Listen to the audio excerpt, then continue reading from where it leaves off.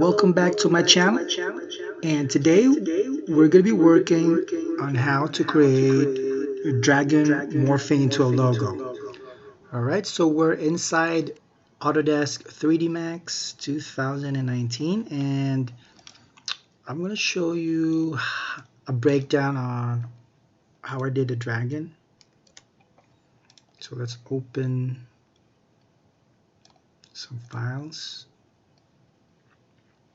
I think I animated some here. Okay, this is the modeling right here. Press F4. It's a very fast modeling. As you can see, I added a turbo smooth of 2. If you disable it right there, that's the low poly. Just some fast modeling since I only got 1 week to model it. If you turn off the symmetry, that's the half. Just added a symmetry there.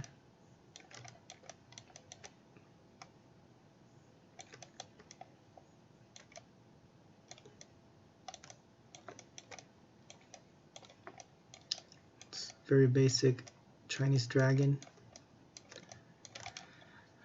And let's open that was the modeling, and this is the texture, I believe. Yes. Oops, I got some missing textures, but let's continue. CO. Okay. Let's see if we could find the missing textures. If you go to Material Editor, the dragon skin, wall projection, UV dragon body.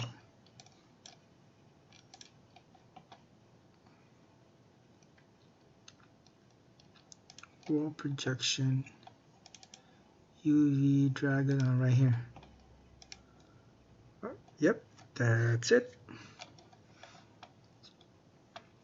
I haven't opened this file since last year of December, so I was moving some files from here to there, so that's why it's looking for some textures. Yeah, very simple UV editing. You could even check the UV layout if you could, even if I already collapse it,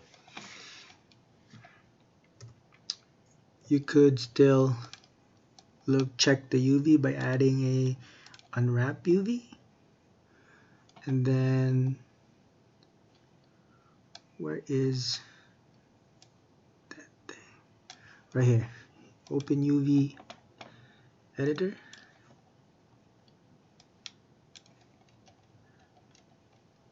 It's a little dirty because I think I all the stuff are already combined in this one because this is already collapsed. But yeah, that's the UV right there. If you could see the body.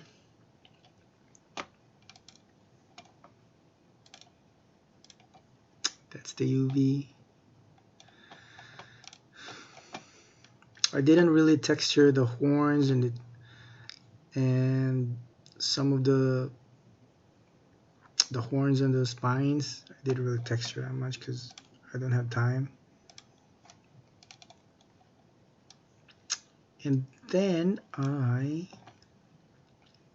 made, I think this one. Yes. Just to show you guys that I didn't rig anything at all. So this is the post, and I did set up 2 scenes. See, if you scrub the timeline, let me go closer so you guys can see better.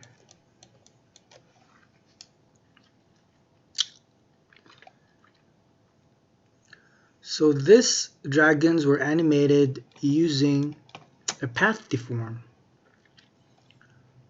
It's a very fast way to animate something.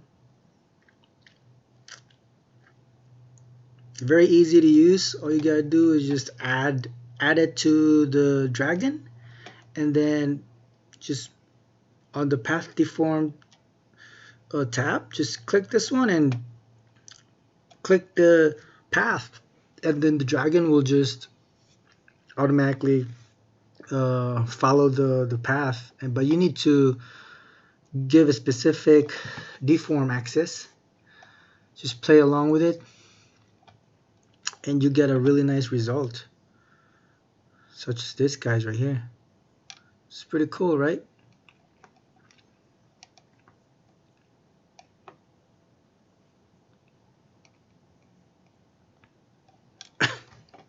Pretty cool right there. So say you want to view this guy right here. This is, I think, group 1. Nope. Okay, let's just view this guy right here. Pretty cool right there.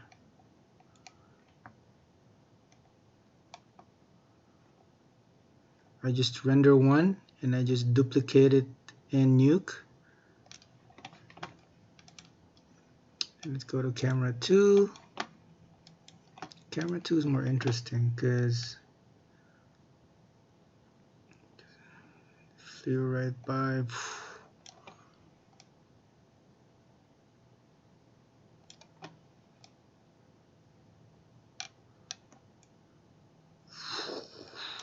Right there, right in front of the camera. And I did another camera setup. Let me search for it, see if I could find it. I think this one, camera Chinese Dragon Animate Scene 3. Yep, this is it. This is the first scene right here. It's pretty cool. Same thing. Path deform. And I also added a noise, so it feels like there's wind blowing on the dragon's body and the horns and whatever. This thing, I forgot the name of this thing, but yeah, so it gives it like an organic look, but a subtle effect on the noise right there. It's pretty cool. So these are just few fast tricks that you could do to animate a flying dragon. But if you want to rig it, wow, better. It takes a while to set it up, but rigging and animating it is also very nice. I would love to do it if given proper time. That would be pretty cool. Yep, so that's how I did it. And let me find the lighting setup, see if I could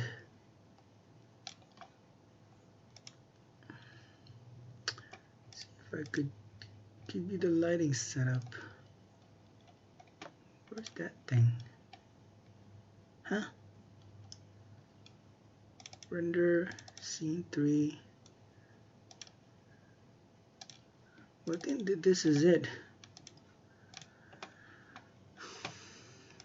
Okay. Let me see. So yeah, it's already have a lighting setup right there. Let me look at this. Yeah, I only used scanline render with a output size of 1920 by 1080 HD TV. And what I usually do when I try to render things, I start with the skylight, turn off all the lights, and then from there I turn on another light,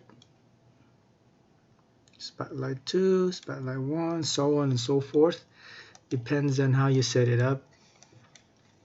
This is, I believe, my rim light. This is my ambient light, and this is my key light. So 3-point lighting. So yeah, that's how I did it, and hope you like it. So let's go back to Nuke to finish everything together. Thank you very much.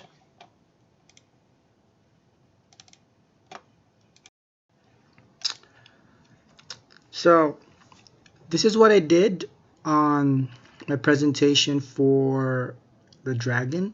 I was given 1 week to finish everything. This is not like the prettiest. So I was only given 3 logos, and I'll just do whatever I want with the logos. And my concept was a dragon morphing into the school logo and changing into another logo, as you can see in this video presentation. And after that, it turns back to dragon and exits out, and then rotates around the 2 pillars, as you can see on the video. The particles, I use particle illusion. For the morphing, I use the grid warps, and I will give you a breakdown on the nodes that I did. And hope you're gonna like this demonstration and breakdown, and hope you could learn a few things in this one. And yeah, let's get started. All right. So let's start with the background and how I did it. I just downloaded an clouds image, and I reformatted it to the resolution that was given to me by the school, because they wanted this one to be projected on a glass door. I will try to find that footage if I could. That would be nice to include it here. So these are the 3D posts that I did, and I will show you guys the 3D models in 3Dmax later on. And as we scroll along, so these are the scene dragons. I think it starts right there.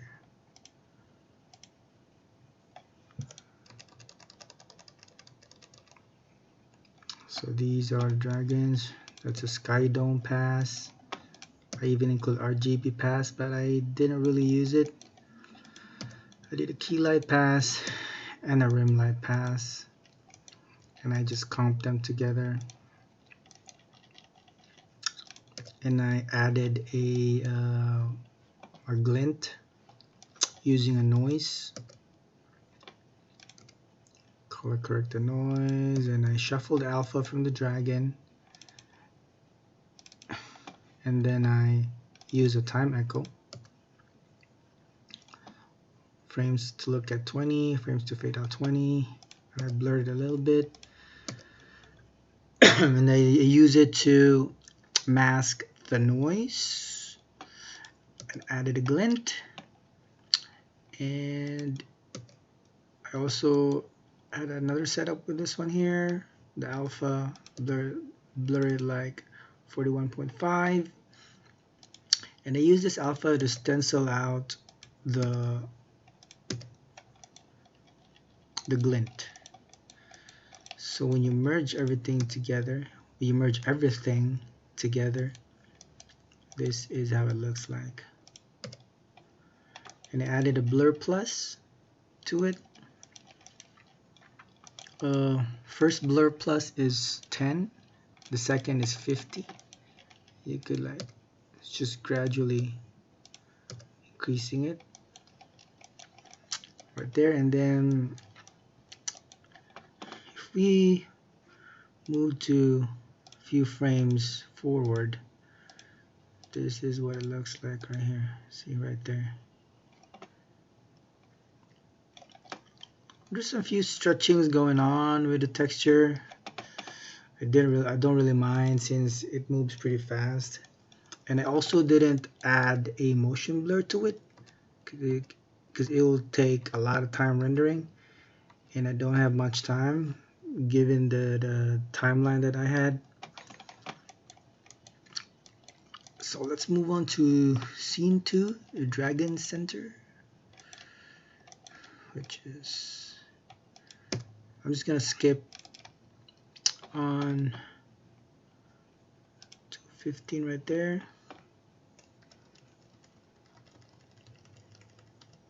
So this dragon will be evolving into a logo. As you can see, I use a grid warp right there.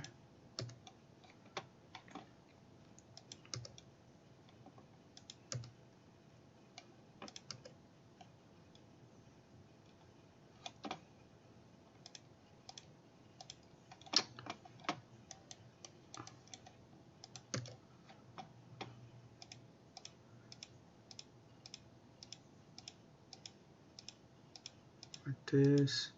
Then as it comes closer, it warps.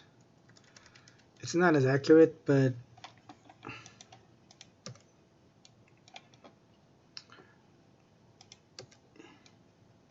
you can see it right here.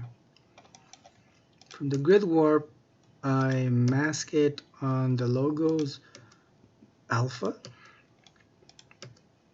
and I use the warped dragon alpha to copy pre-mold the logo, and I merge them together. As you can see right here. So if I move on different frames, right there, if we go frame by frame, it's more like a cheating type of morphing. There are more advanced tutorials on how to do like an awesome morph using 3D particles in Maya or 3Dmax or Houdini. Houdini is way better, but I don't know Houdini. Maybe in the future. If you guys got any good tutorials about Houdini, I would love to learn on that one. But yeah, let's move on. So that's how I made the logo morphing from dragon to logo, and then I added some volume rays. You just have to shuffle the alpha of a logo, just try to grade it up, add a white clamp to it, and add a volume ray, and I animated the volumetric center and adjust the volume gain color to at least amber color, and I merge plus it on top of the logo. Animated it on frames, probably 20 frames or 10 frames. And that's how I did it to all the logos. So these are the logos that I have. This is the other logo. I did a grid warp on them.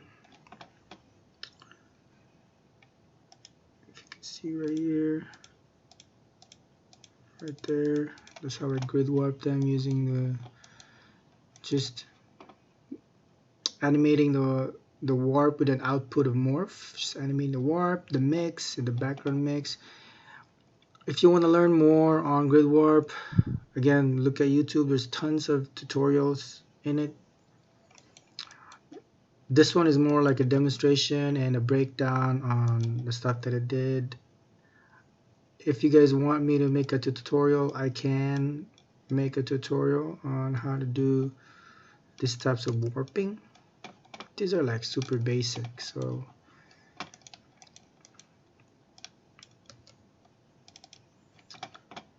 here,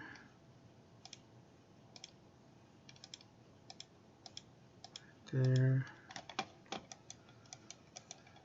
So you get the picture.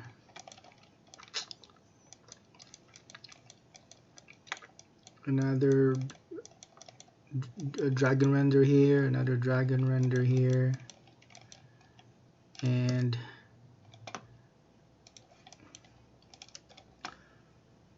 let's see, let's find the dragon. Okay, this is one of my favorite moments right here.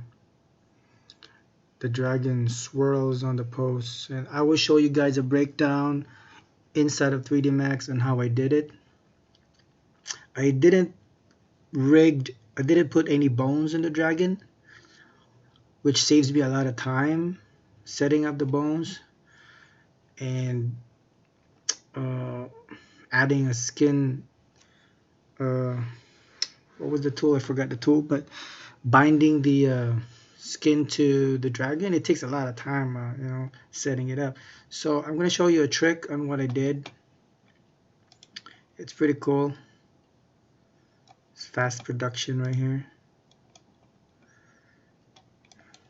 From here, I added some adjustment layers, added some light wraps. Oops, why I don't see any light wrap. Added some ramp, color correction,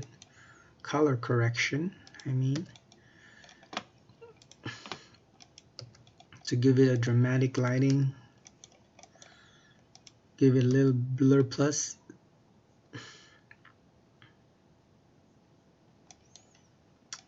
Give it a vignette right there. And the School of Dean asked if I could darken it some more, so I gave it a color correct, down, adjust the gamma to 0.81 and the contrast to 1.16. Added a little camera shake and animated a switch, so it switches from camera shake 1 to camera shake 2, and I render it out. Added some crop, some transform, some reformat, typical stuff, and I render it out. And from here, I added few transitions. These are like patch fixes, which I don't have to go into detail into. It's just more of like the timing of what I did here. This is not as relevant.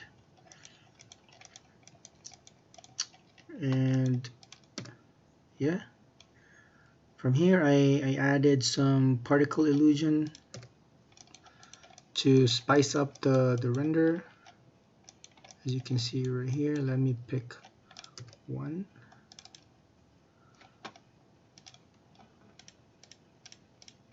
Right there. These are done in particle illusion.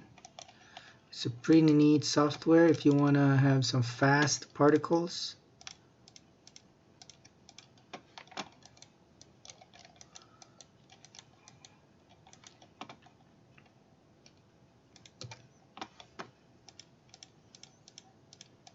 Yeah, so that's it. And I hope you like it.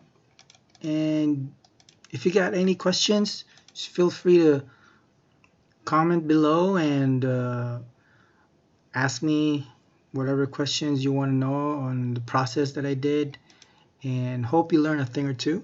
And thank you very much, and see you on my next breakdown or tutorial. Thank you. Bye bye.